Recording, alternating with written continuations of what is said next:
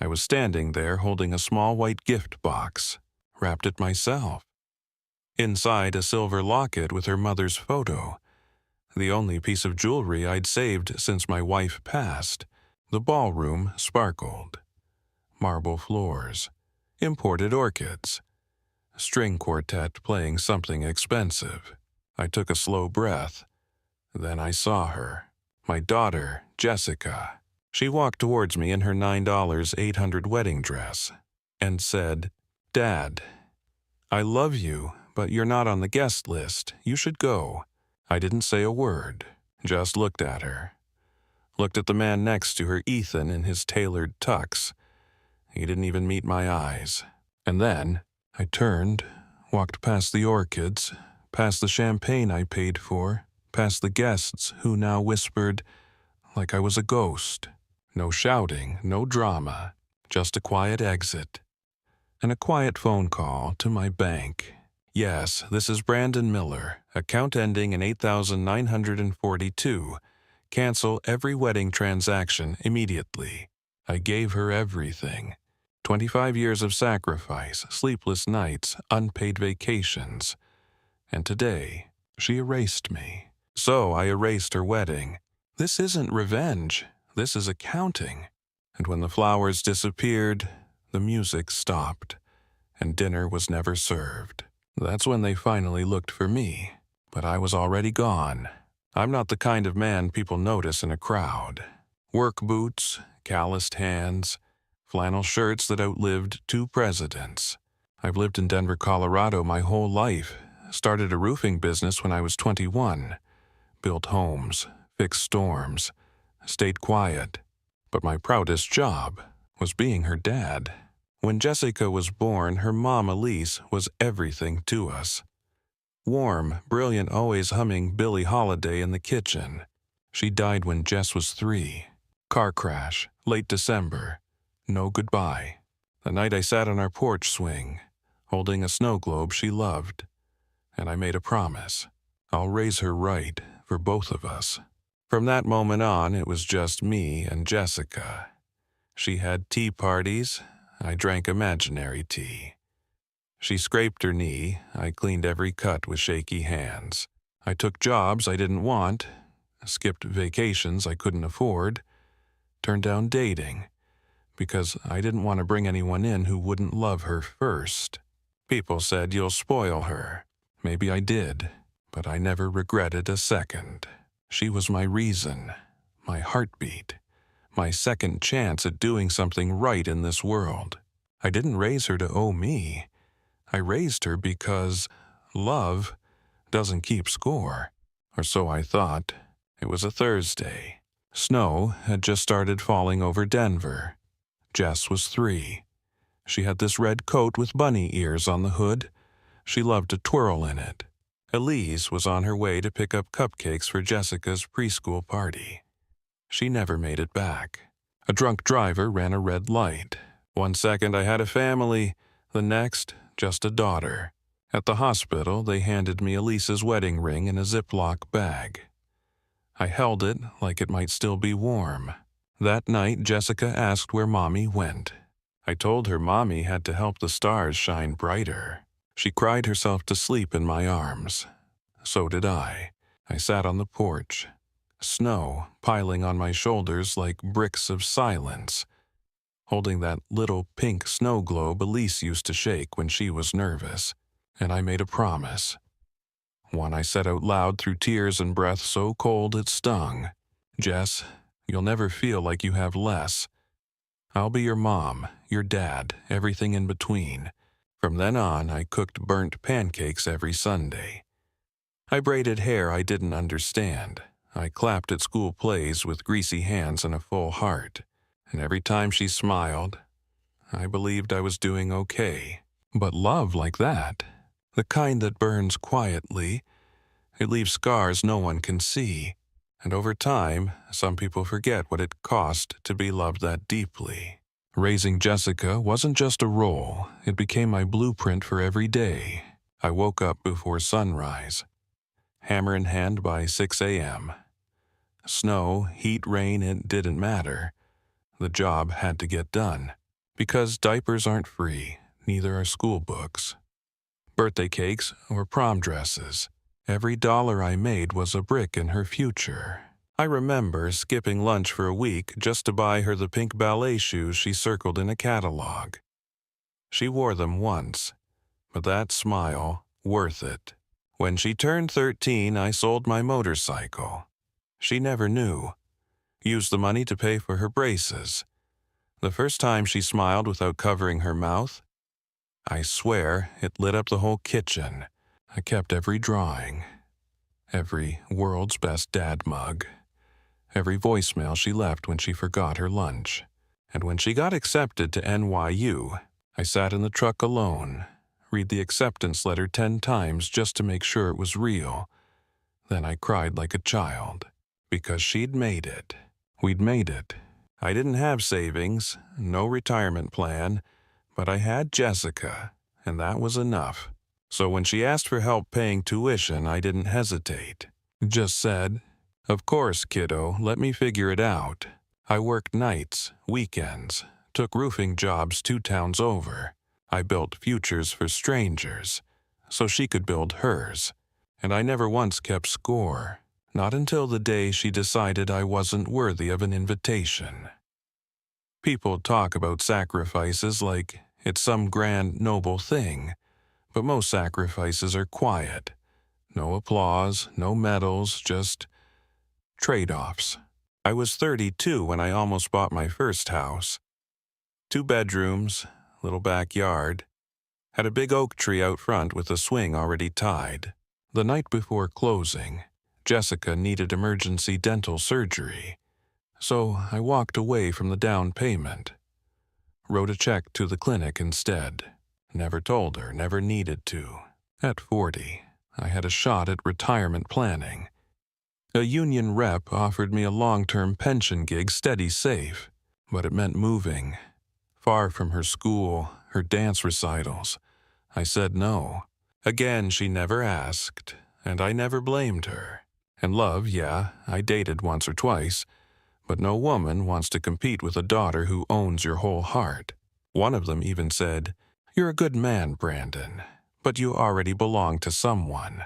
She was right. I never had a midlife crisis because I never had time. Raising Jess was the purpose.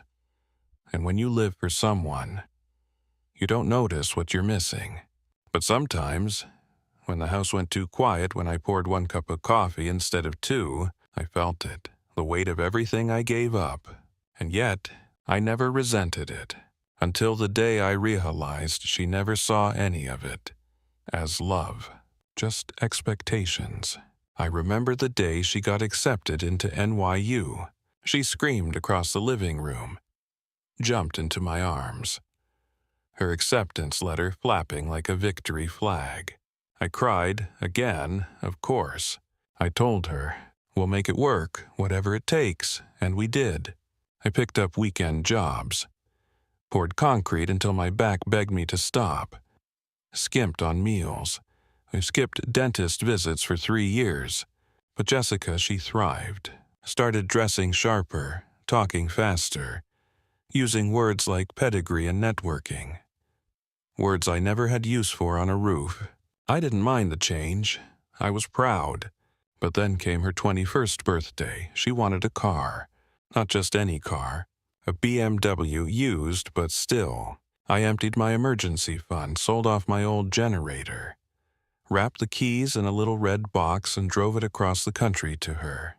She opened it, looked up at me, and smiled. "Thanks, Dad. It's not what Ethan's family drives, but it'll do." I laughed, but something cracked inside me. That was the first time I heard her measure me against someone else. Not with malice, not to hurt me, but casually, like it didn't matter. And maybe to her it didn't. That's when I realized she was outgrowing me. Or maybe she was learning to erase the parts of me that didn't fit her new world. She introduced him over FaceTime. "Dad, this is Ethan." Sharp suit, perfect teeth. Voice like someone who practiced sounding effortless. He said, "Pleasure to meet you, sir." But I swear, He never looked at the camera. Later, I Googled him. Private school, Ivy League, family firm in Boston, something with wealth management and generational assets. I didn't know what half of that meant, but I knew one thing. He wasn't built like me, and that was fine. I didn't need him to be a roofer, just decent. So I flew to New York for dinner. Wanted to shake his hand, look him in the eye. At the restaurant, he pulled out Jess's chair. Didn't pull mine. Talked about art galleries and golf scores. Asked me nothing. At one point, I mentioned a funny story, Jessica's third-grade science fair. She'd glued a volcano upside down. He smiled politely. Then said, "That's adorable. Jess never told me much about her early years. Like I wasn't her entire childhood." I finished my steak in silence. Watched him toast champagne with my daughter. And for the first time in a long time, I felt like a stranger at my own table. It wasn't what he said. It was how easy it was for him to make me feel small without even trying. Or maybe he was trying. A few weeks later, Jessica invited me to Boston. Dinner with Ethan's family. "It'll be casual, Dad. Just bring your smile." I wore my best shirt, the one with buttons I ironed twice. Even shined my boots. Their home was not a home, it was a catalog. Marble floors, gold-rimmed plates, waitstaff, and white gloves. His mother greeted me with a kiss that didn't touch skin. His father, Harold, offered a handshake like it cost him something. Ethan poured wine. Talk turned to investments, foundations, summers in Tuscany. I stayed quiet, listened, smiled when appropriate. Then Harold asked what I did. "Roofing," I said. "Own my own crew. 32 years now." Ethan chuckled soft, almost friendly. Then leaned back and said, "Blue-collar guys like you built this country. Just not the future of it." The table laughed. Even Jessica chuckled. Then caught herself and changed the subject. I laughed too, not because it was funny, but because I knew what that sentence really meant. You're useful, but not valuable. You're welcome to pay, but not to sit at the head table. And in that moment, I realized they didn't see me as her father, just as the man writing checks for a wedding I might not even be invited to. It started small. Jess suggested I try a new shirt, something less plaid, more linen. She offered to buy me cologne, said Ethan's dad used it. Smelled like confidence. I smiled, shrugged it off. Maybe she just wanted me to feel included. Then she asked if I could maybe not mention roofing at the engagement dinner. It's just, you know how his family is. They're very curated. Like I was some rough edge that needed sanding. Next, she emailed me a list of conversation starters. Topics to avoid: construction money. Childhood stories, Denver. I remember staring at the screen. That list was everything I was. I called her, tried to joke. "What if I forget and talk about the time you painted the dog pink?" She laughed, but then said, "Dad, I'm not that little girl anymore. I need you to support me, without making it about the past." That one stung, because my whole life was that past. All the scraped knees, the bedtime stories, the silent sacrifices. Apparently, now they were off-brand. She wasn't embarrassed of me, not exactly. She was embarrassed of how I didn't fit the story she wanted to tell. And I started to wonder, was she ashamed of me, or had she simply rewritten the script and forgotten who the first character was? I always thought planning a wedding meant families coming together, sharing stories, picking songs, arguing over cake flavors, and dancing in the kitchen with swatches of fabric. Turns out, not this time. Jessica sent me a Google Doc, color-coded. Budget sections, roles, responsibilities. My name was under Financial Contributor Primary. That was it. No say in the guest list, no say in the music, no photos of Elise, her mother, on the memorial table.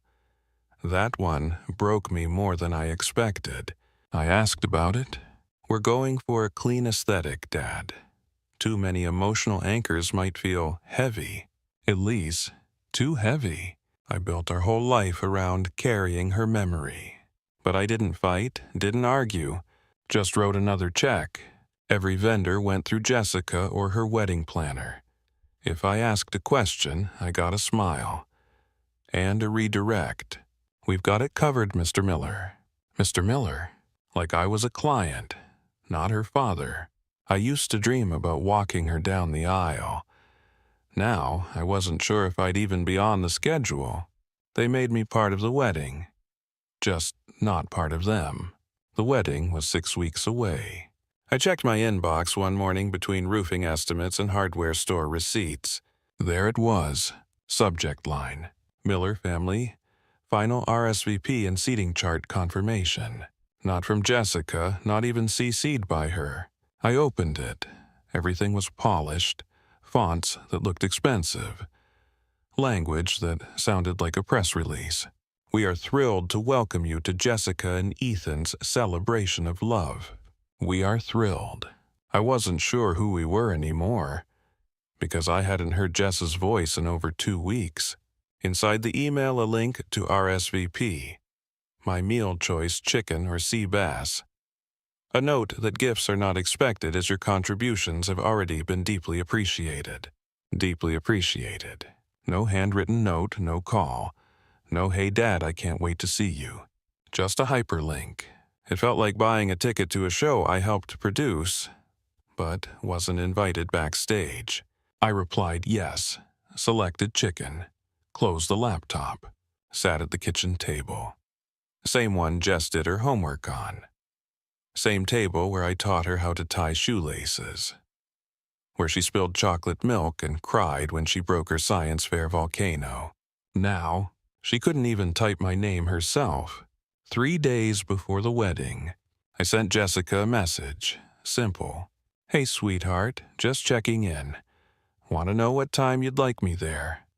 I can come early if you need help setting anything up. No reply that morning. No reply that afternoon. That night at 10:17 p.m., my phone buzzed. Her name flashed on the screen, not a call, just a text. Hey, Dad, thanks for checking. The planner already finalized everything. The schedule's locked in. We'll talk after, okay? No heart emoji, no love you, just logistics. I stared at that message for a long time. Not because of what it said, but because of what it didn't. It didn't say, can't wait to see you. So glad you're coming. I need my dad there. It felt like I was being managed, like a vendor or a guest she couldn't remove, but didn't want in the way. I typed back, no problem, Jess. See you there. But I didn't hit send. I just looked at those words and wondered, when did my daughter start texting me like I was HR? That night I poured a glass of whiskey, sat alone in the living room. Suit pressed, bag packed, but inside, something unraveled. And for the first time in 25 years, I wondered if showing up would be the mistake. The venue was grand. Glass chandeliers, string quartet humming Vivaldi, waiters in black tuxedos balancing champagne towers. I adjusted my tie, held the RSVP card like it meant something, walked up to the entry table where 2 young women held tablets and rehearsed smiles. Name one asked, Brandon Miller, father of the bride. She tapped, scrolled, frowned. I'm sorry, I don't see your name here. I chuckled, showed her the printed email. She read it, then leaned over, whispered to the other assistant. A man in a headset approached. Sir, I'm going to have to ask you to step aside while we verify with the planner. Guests passed by. Some glanced, some whispered, and then I saw Jessica across the lobby in her dress. She looked radiant, like her mother. For a second I smiled, until she walked over and didn't smile back. Dad, what are you doing here so early? Early, Jess, they said I'm not on the list. She bit her lip. eyes flicking to the planner to the guests. I didn't know they'd be checking names this strictly. Look, can you just wait at the hotel for now? It's a little chaotic and Ethan's family is really particular about timing. My hands went cold. Heart pounding, but not from anger.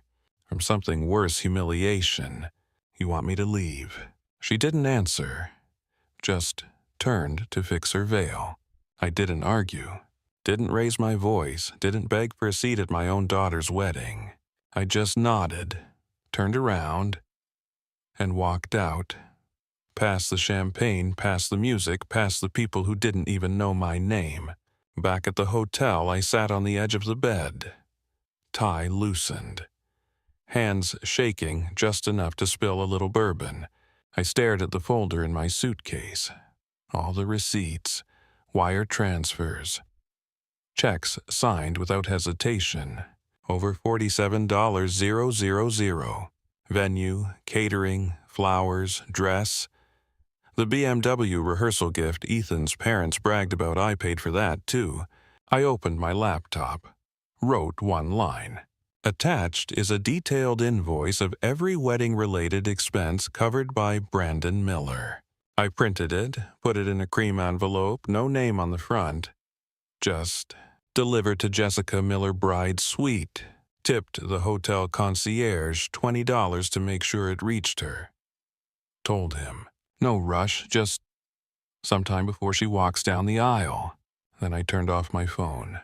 No texts, no calls. Just silence. For 25 years, I gave everything. And for once, just once, I gave her something that couldn't be ignored. Not wrapped in a bow. Not filled with forgiveness. Just cold, clear truth. Bound by receipts. Signed with disappointment. The envelope made it to the bridal suite. A bridesmaid handed it to Jessica as she touched up her makeup. From the concierge, said it's urgent. She opened it half distracted. Read the first page. Her lipstick froze mid-air. Second page. Third. Breakdown of every expense, dates, amounts. Line item BMW rehearsal gift, $3,800. Her hands started to shake. She didn't notice the veil slip off her head. Downstairs, the music had already started. Guests were seated. But Jessica stood still, eyes wide, breathing shallow. Then came the last page. As you've asked me not to attend, I trust this balance sheet will be the last thing I leave behind. With love, Dad.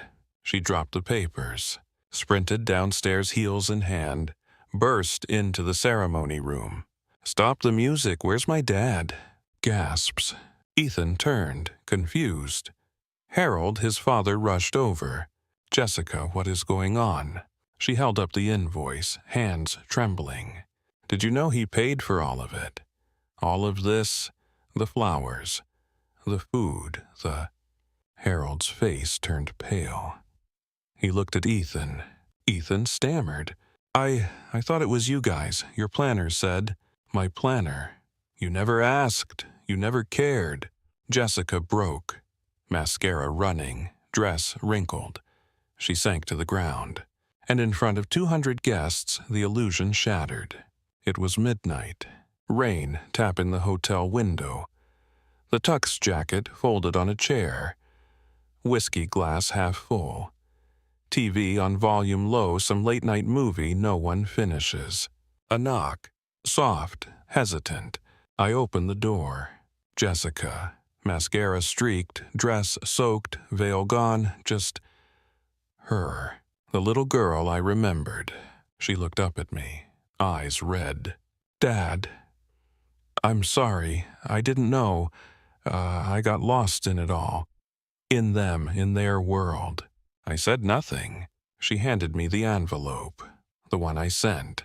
I read every line, and I realized you were there for every real moment of my life, and I forgot how to honor that. You taught me how to love, and I forgot to love you back. I stepped aside, let her in, wrapped her in a towel like I used to after swim class. Same motion, same arms, older now, a little slower, We sat in silence. She cried. I let her. No lectures, no I told you so. Just a father finally seen, finally remembered. And in that quiet room not filled with guests or music, she whispered, "Can we start again?" I smiled, not because I forgot, but because I finally forgave. Sometimes revenge isn't rage.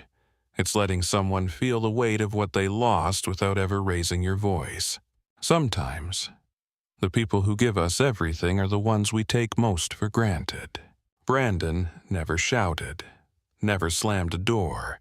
He didn't post angry rants online or crash the wedding in a fit of rage. He simply stepped away. And in doing so, he let the truth echo louder than any confrontation ever could. That's the power of dignity. He gave not because he expected praise, but because love to him was action. Consistency, presence, sacrifice. And when that love was no longer seen, no longer honored, he didn't fight for a seat at a table where he'd been uninvited. He left the invoice, not for revenge, not to shame, but to remind her, you don't erase the foundation just because the building looks new. In the silence that followed, Jessica saw what she had truly lost. Not the money, not the dress, but the man who carried her through storms and simply wanted to stand beside her in the sun. This wasn't a story about getting even. It was about letting go, and letting someone feel the full weight of what they've forgotten. That's the most powerful kind of revenge. The one that doesn't burn bridges, just stops rebuilding them. And when Jessica knocked on that hotel door, she wasn't just looking for her dad. She was searching for the version of herself who still knew how to say thank you. So now let me ask you something. Have you ever been the one who gave everything and slowly became invisible? Maybe it wasn't a wedding. Maybe it was a graduation, a birthday, a quiet Tuesday night. Moments you showed up for, but no one noticed you were standing in the corner. People talk about revenge like it's fireworks, explosions, drama, destruction. But sometimes, the most devastating revenge is simply walking away and letting your absence explain everything. Brandon didn't raise his voice. He didn't need to. His silence was the lesson, his grace, the echo. And maybe that's what some people need to hear before they remember who truly built their story. If this story moved you, if you saw yourself in Brandon or maybe even in Jessica, let's talk about it in the comments. Because these stories, they aren't just fiction. They're reflections, reminders, real-life echoes we've all heard, in one way or another. And if you've ever had to reclaim your worth, not with anger, but with distance, then you already know. Sometimes walking away isn't weakness, it's wisdom. This is just one of many revenge stories. Subscribe, like, and hit that bell, 'cause the next story might just sound a little too familiar.